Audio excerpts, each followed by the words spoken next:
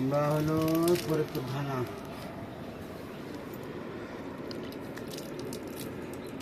দেখছে না ফোন দুটো অফ হয়ে গেছে, চার্জ ছিল না, বাটনটা ছিল, তার নাম্বারটা ছিল। মনে থেকে এখন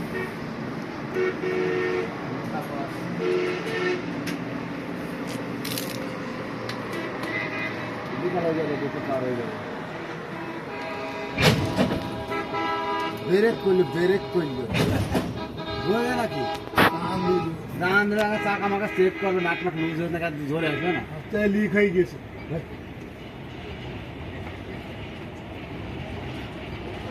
বলো তুমি কোন গাড়ি লিক ছাড়ে না? গরুর গাড়ির চাকা লিক ছাড়ে না।